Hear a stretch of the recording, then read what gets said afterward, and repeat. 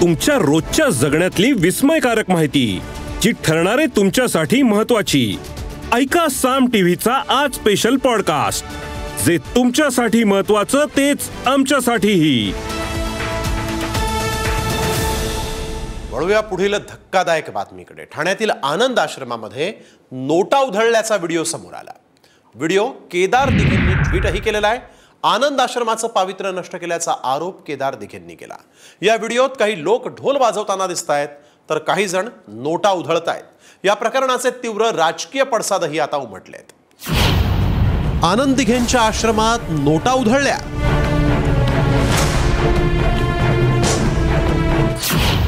आनंद आश्रमाचं पावित्र्य कुणी केलं नष्ट?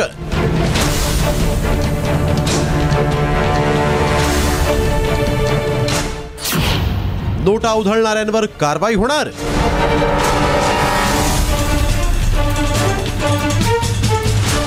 शिवसेनेचे ठाणे जिल्हा प्रमुख दिवंगत आनंद दिघे यांच्या टेंभी नाक्यावरील आनंद आश्रम, शिंदेंच्या शिवसेनेचे काही पदाधिकारी नोटा उधळतानाचा एक व्हिडिओ सोशल मीडियावर व्हायरल झाला। यावरून आता आनंद दिघेंचे पुतणे आणि ठाकरे गटाचे ठाणे जिल्हा प्रमुख केदार दिघेंनी शिंदेंच्या शिवसेनेवर टीका करत आमचा आनंद हरपला अशी प्रतिक्रिया दिली आहे। अत्यंत दुर्दैव आहे की ज्या दिघे साहेबांचं पूजन आपण करता, ज्यांना आपण देव मानतो, जे आपलं दैवत समजतो, त्यांच्या प्रतिमेच्या समोर अशा पद्धतीची गोष्ट करणं हे अत्यंत निंदनीय आहे। दिघे साहेबांची प्रतिमा, दिघे साहेबांचे संस्कार, त्यांची तत्व, त्यांचे विचार हे जर का अशा पद्धतीने जर का चुकीच्या माध्यमातून आणि चुकीच्या पद्धतीने लोकांपुढे जात असतील तर खरोखर दुःखदायी आहे। आनंद आश्रम आता आनंद आश्रम राहिला नाही आणि खऱ्या अर्थाने आपला आनंद हरपलेला आहे। ही प्रथा आहे दरवर्षीची, टेंभी नाक्याचे गणपती विसर्जन करतानाचे काही लोक त्याचा गैरप्रकार आणि चुकीच्या पद्धतीने टीका करतात। मुळात शिवसेनेचे दिवंगत ठाणे जिल्हा प्रमुख आनंद दिघेंच्या टेंभी नाक्यावरील आनंद आश्रमात ठाणेकरांच्या समस्या सोडवण्याचं काम केलं जायचं। मुख्यमंत्री एकनाथ शिंदे हे दिघेंचे शिष्य म्हणून ओळखले जातात। शिवसेनेतील फुटीनंतर आणि राज्यातील सत्ता बदलानंतर मुख्यमंत्र्यांनी याच कार्यालयातून शिवसेना पक्षाचं काम केलं। सध्या हे कार्यालय मुख्यमंत्री एकनाथ शिंदे यांच्या शिवसेनेच्या ताब्यात आहे। त्यामुळे ठाकरे गटाला शिंदेंवर निशाणा साधण्यासाठी आयतं कोलीत मिळालं। दिघेंचे चेले म्हणवणाऱ्यांनी उत्तर द्यावं असा टोला खासदार संजय राऊतांनी शिंदेंना लगावला।